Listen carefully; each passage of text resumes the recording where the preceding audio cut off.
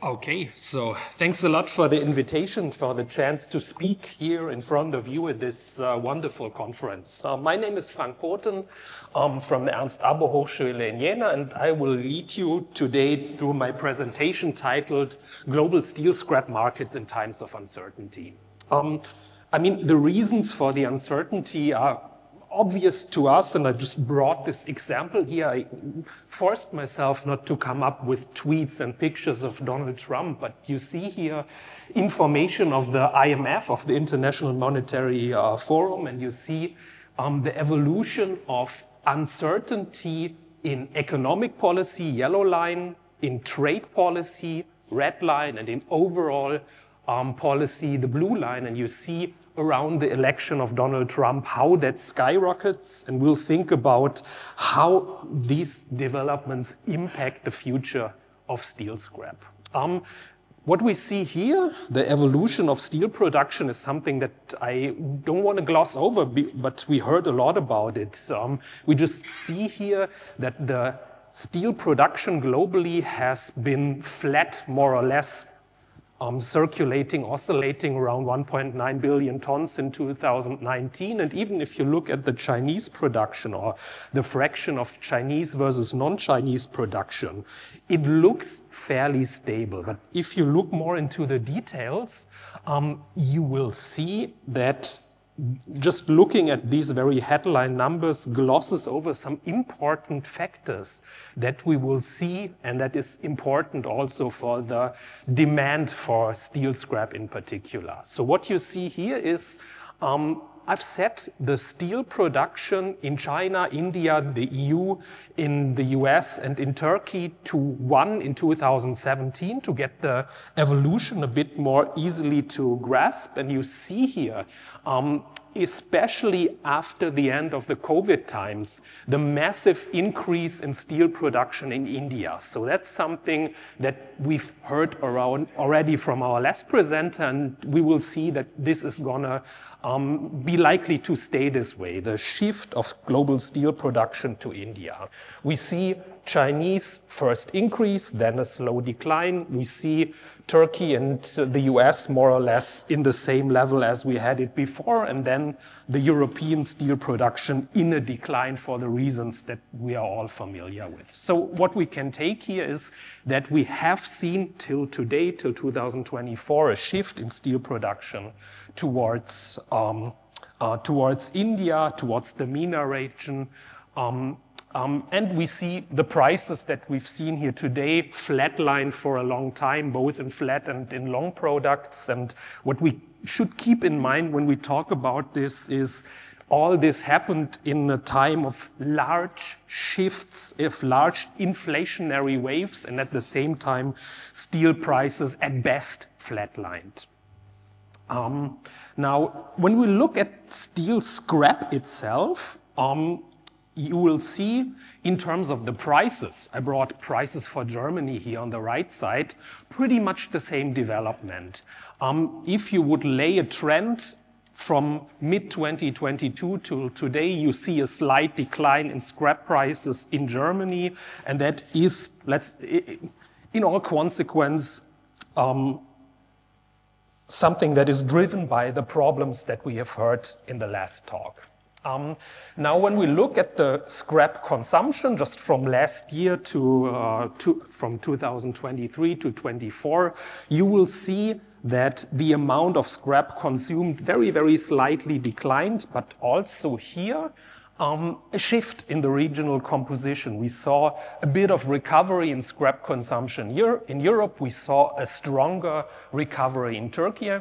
And we saw a big jump in the scrap consumption in India here, plus more than 20% in the use of scrap within India. So we see here there might be a new market developing.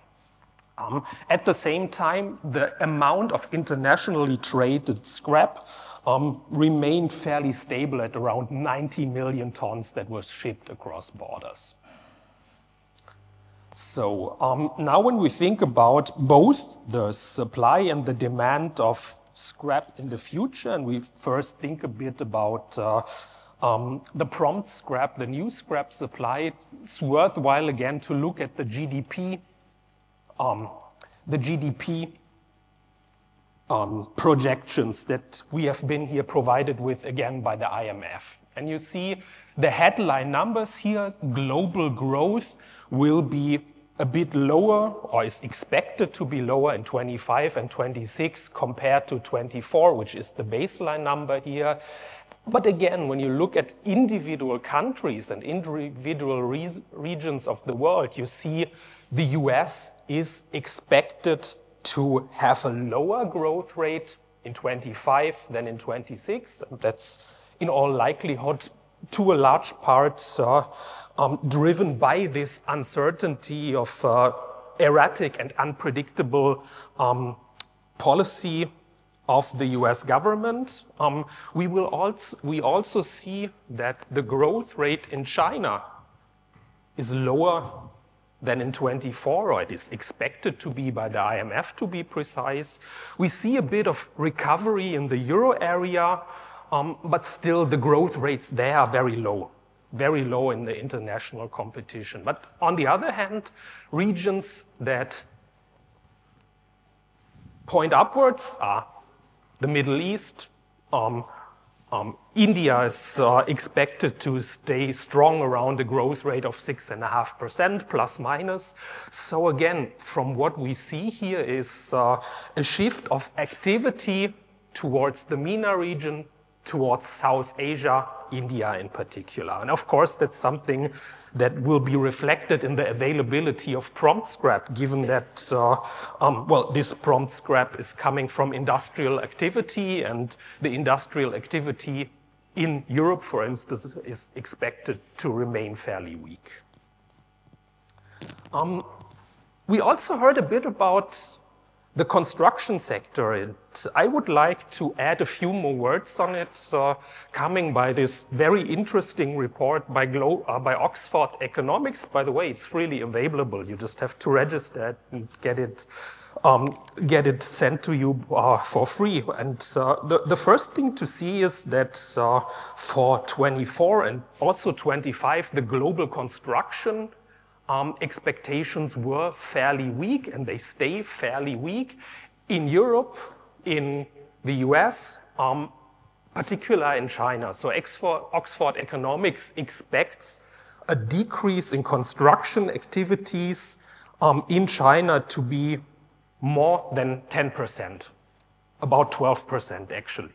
And we see on a global level that these changes were mainly driven by the decline in residential and commercial construction activities. Infrastructure looked a bit better. But on the positive side here, to have at least a bit of positive spirit brought to you in this session here, is the expected recovery of construction activities in China, in Europe, in the Middle East, in 26. So there might at least be a little light at the end of the tunnel, not for this year yet, but for next year. And that means both a more positive outlook for the demand of long steel, but that also would imply additional availability of scrap from construction for the scrap providers here, the recycling firms. Now, when we look at the supply of steel scrap in the long term, then I've brought you here a somewhat complex graph from our own research, where we studied the availability of scrap, and to be more precisely here, the availability of post-consumer scrap in Europe. And when you look at it, you see we have curves in different levels, which are the consequence of methodological differences in the studies that we've analyzed here. What you also see, and I'm happy to talk about it later, but I don't want to get into the nitty-gritty of that at the moment. But what you also see is the shape of these curves. And all these curves go up slightly and they level out around 2050. And what that is supposed to tell us is that the availability of steel scrap in Europe is going up.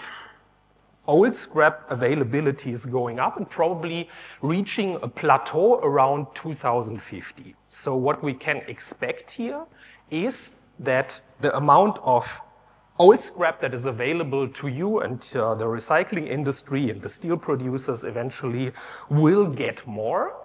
And when you then think about it, we have more post-consumer scrap, but at the same time, we can expect that the availability of new scrap, of prompt scrap, is probably not going to grow like this. I mean, the manufacturing industry has all incentive to save on materials. So what we can take from here is that the availability of scrap, in particular in industrialized regions like the European Union, is getting more, but the quality is going to shift away from prompt scrap and more into old scrap. And that's going to be an interesting combination when we look in a minute on the demand side and its evolution over the next couple of years. If you would do the same exercise, which we have done to some degree, but not yet published, though you will see something about it later, I think, you will see something more dynamical, but the logic is the same everywhere. Now, when we look at steel production and scrap demand, more in the short term, I brought you data here from the OECD Steel Outlook, and the patterns that we have observed in the last couple of years are expected to continue. So the OECD expects that the global steel production will be slowly creeping up to 2 billion tons per year in 2030, and it will shift again geographically. So we will see a decline in steel production in countries in Asia, especially in Japan, in South Korea, but also in China. So the expectation here is that Chinese steel production will decline slightly over the next couple of years. On the other hand, growth is expected in the MENA region, growth is expected in India, growth is expected in the Asian countries, so for instance Vietnam or Thailand, and a little bit less, but still growth is expected in Turkey, with what the OECD thinks will be a somewhat flat development in Europe, in the US, and we can think about if we share that optimism, so to say, but that's what the OECD is telling us. So what we see here is that the expectation goes that steel production is going to shift away from Europe, developed Asia, US, more towards India, South Asia, Asian countries, and the Middle East. So what does that mean for scrap demand? If we think about this, it makes sense to have a look at the capacity additions that might come up here. And this is also OECD data, and this OECD data shows us which capacity additions are announced for the next couple of years, where they are located geographically, and which technologies are expected to be ramped up. So which routes will be getting bigger and which are not. And when you look here, you see, unsurprisingly, the largest amount of capacity increase in Asia. But you see also substantial new capacities added in the Middle East and in Europe. And the interesting thing is, when you look into the Middle East, when you look into Europe, this is more or less exclusively AIF capacities.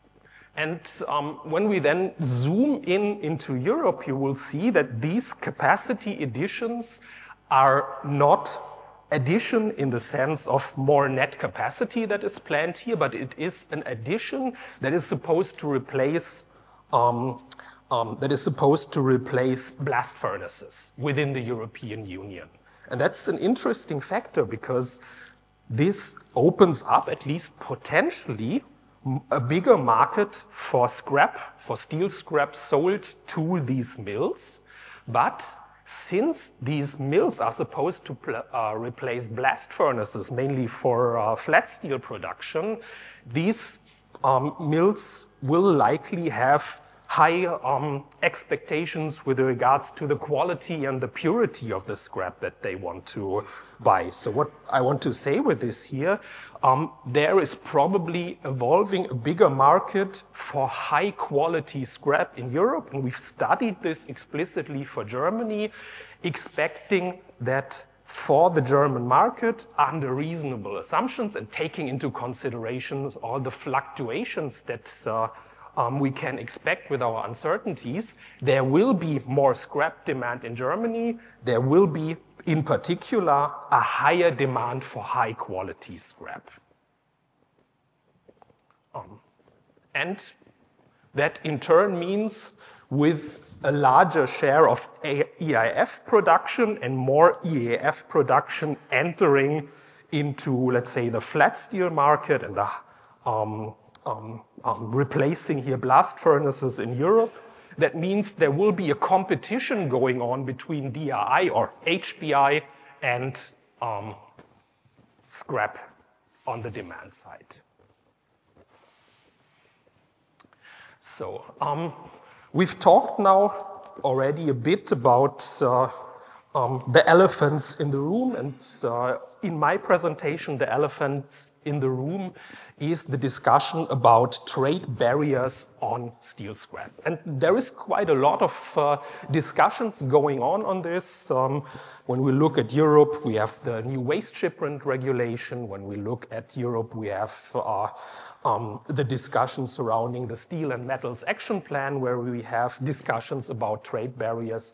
And we'll hear similar things from the US and the UK. So what we have done in a research project funded by the Carl Zeiss Foundation, so externally funded project here, is how do trade barriers actually affect international trade in steel scrap? And what we learned here is, with all the barriers that come into place and that are in place already, which range from outright export and import bans to tariffs and export taxes in place on scrap trade, up to measures like quotas or non-automatic licensing requirements, we found the main instruments of trade policy that affect international trade in steel scrap are bans.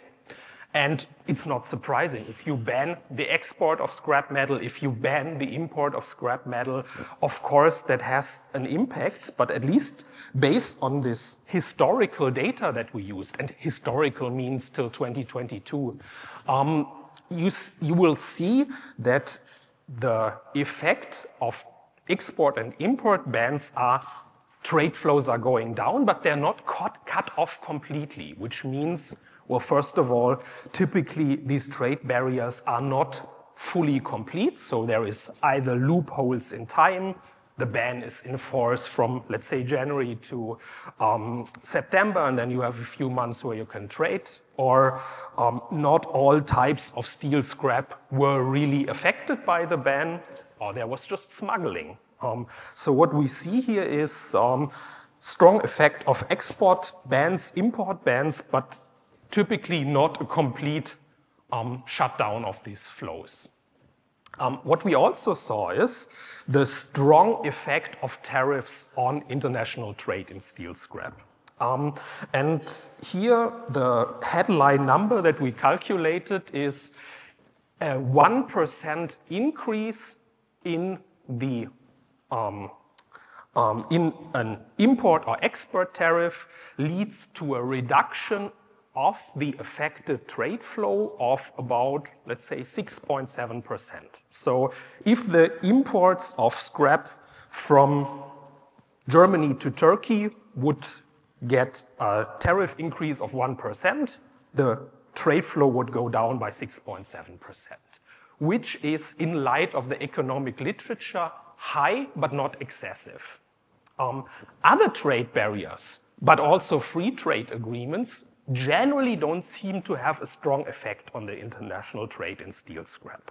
So it seems that these things here, the bans and the tariffs, are the thing to watch and have a look at it. And of course, and that is something to emphasize, when we look at all these plans and discussions about trade barriers in steel scrap, we always have to look specifically at the measure that is implemented. But nevertheless, there is some general takeaway messages that we found in our estimations and then in our simulations with our models. First is that all trade barriers that we experimented with, let's say experimented on the computer, lead to strong trade redirection effects. So the thing to say here is that scrap always finds its way. If we can't transport the scrap anymore to, let's say, Egypt, then it finds a way to redirect itself. In line with this is that if trade policy on steel scrap targets individual partner countries, that is usually not having massive effects unless the targeted country is really largely dependent on this individual flow. But what we also saw is more comprehensive, more fully introduced trade barriers. So let's say an outright export ban of scrap metal by the US, give you an example.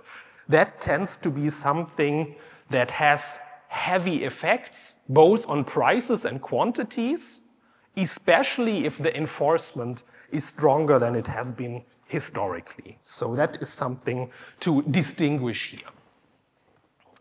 So if we take together what I wanted to bring you here today in my presentation. And it's first, we see a flat steel production over the next couple of years expected by the major international organization, but a shift of activity toward the Middle East, toward Southeast Asia. Furthermore, we have for the next 2 years a not very positive outlook with overall economic activity, though also here with heterogeneity on the international level. We see, at least when we look outside of Asia and also outside of India here in particular, that EAFs are dominating newly added capacities, which on the one side might open up more markets and more demand for steel scrap, but especially when we look here in the European market, plausibly a competition between HBI, DRI, and steel scrap on the raw material market, and that is likely to mean especially a competition between high purity scrap, high quality scrap, and DRI, HBI. Furthermore, we see, even though we have this plausibly not only in Europe, but particularly in Europe, increasing demand for high quality steel, the availability is probably shifting towards less quality, more towards obsolete scrap rather than prompt scrap. And when we look at the trade barriers, there is a lot of discussions. There is things already on the track and other things more really on the idea side, but probably coming up in the next couple of weeks more than months. We see that if we want to know what's going on with trade barriers, we have to look at the details, but the general pattern seems to emerge. The more fully and the more comprehensively enforced these trade barriers would be, the more strongly their effects are, while measures directing at individual countries are probably not having the most severe effects. And all in all, we see here not a very joyful outlook in many regards, and we see the high levels of uncertainties with which I started here. They will accompany us for a while. And with that, I would like to thank you for the invitation, and I'm looking forward for questions.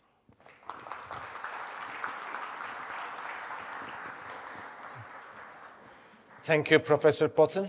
Any questions for Professor Pothen from the floor?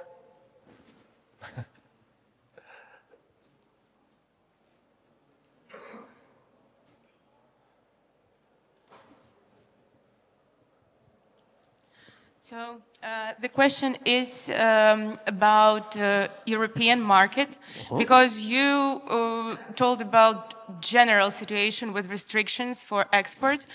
Do you have any, I don't say details or firm information, but is Europe preparing something in terms of restriction of scrap and in what form it will be? Maybe already some timeline exists. So how it's going to work, because it's natural that European industry is shifting to green steel production and it will need more scrap. So what's going to happen, when it's going to happen?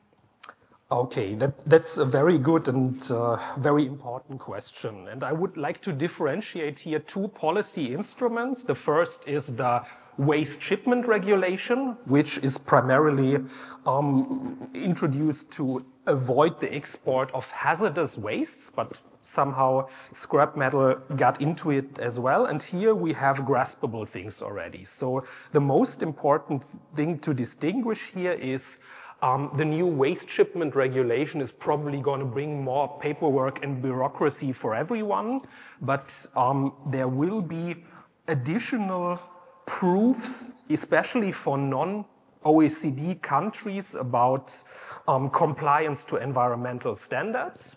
And when you look outside the OECD, you have a two-tier system. You have a green list of countries which applied to the European Union to allow scrap exports. Turkey, for instance, is on the green list, so in the future you will still be able to ship steel scrap to Turkey. Turkey is in the OECD, so that doesn't matter anyways. But India, for instance, is on the green list. Those countries which are not in the OECD, which are not on the green list, are faced with the export ban from 2027 onwards. And it's mostly smaller recipients of European scrap, but I hope that the firms in these countries are aware that they will run into issues here. So maybe something to talk about later. The second thing is the Steel and Metals Action Plan. There, nothing is said yet. To my understanding, in fall of this year, there will be the discussions and the decisions within Brussels how this is going to pan out in reality. But what we see in this plan in terms of instruments is some form of subsidies for energy prices, reduction in regulation on the European side, and some shape or form of export barriers for scrap metals, not only steel scrap, but more general, also, for instance, for aluminium. And there we need to keep an ear open to see what happens. I hope that helps. I have a question. And please correct me, I may not know the facts. Production of scrap in Europe, I thought was higher than the consumption in Europe. Yeah. So if the production is higher than consumption, why do you care, to put limits on exports? Who are you serving with that? Well, to be honest, I have asked myself the same question. And my argument, which I've published not too long ago, is that there is just a lack of domestic demand for the scrap metal. And that's not something that is new to the crisis in which the European steel industry is right now. It was the same a few years ago when the steel production was much higher. We still had net exports because as a developed region, the European Union has especially a lot of obsolete scrap dropping out of the economy, so it makes sense that we export more. And when you then think, why do we ship away our valuable resources, which is an argument that you sometimes hear, then, well, it's different than the metal ores that you have under your earth. You can't just leave it there. It's like a renewable resource, right? The scrap metal is coming and coming and coming again, so we should use it. So I think the main reason here is first to make sure that even if we see this shift of production capacities towards EAF, have sufficient scrap to utilize these capacities. And second, if you cut the steel recycling industries from their foreign customers, of course, demand for scrap metal goes down, and you can expect that the prices go down as well, and I guess you can fill the rest of the gaps. So this is my interpretation of this storyline. You will see it argumented also on a environmental angle, that you would like to have the scrap used by the highest environmental standards. But what is important here, at least when you look at it from a climate policy perspective, is that the scrap is used to begin with, because each ton of scrap that is remelted, no matter where, is going to save a lot of greenhouse gases. So I hope that helps you.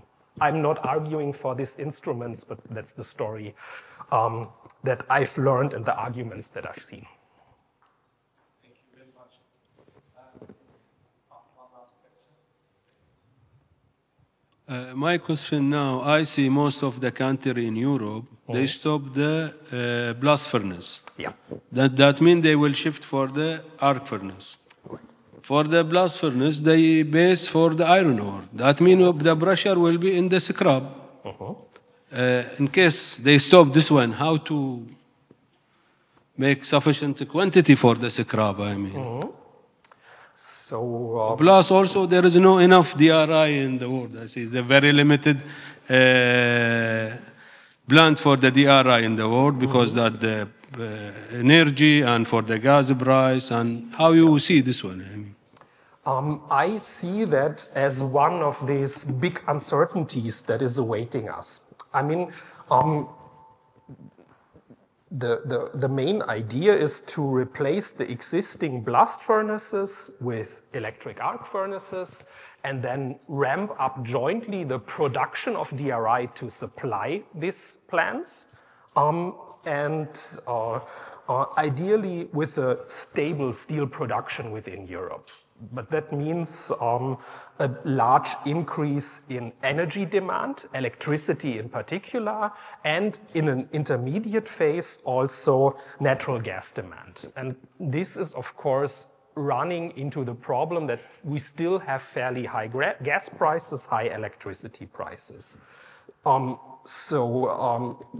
idea then is, can we use more scrap metal? And in general, we can. The flexibility is much bigger than in a blast furnace. But the material must be there and of sufficient quality to produce the same products that the blast furnaces do today. And at the same time, we see that the automotive industry is not looking very good in Europe. We see that construction is not doing very good. So to be honest, there is a lot of question marks on what is going on and how big the steel production will be in Europe in the next years. And I am sure the next person up here has a lot more to say on top of that. But for the European market, it's really, really a huge uncertainty how big the capacities and how the raw material stock will look like. One thing that I just throw out there, in the end, we might see that the DRI or HBI will not be completely produced next to the steel mills, but maybe evolve more into a globally traded commodity. And then you will see maybe Middle Eastern HBI coming into Europe rather than making it in this place. So you see, I can't give you concrete answers on your questions, but I hope it still helps. Thank you. Thank you very much.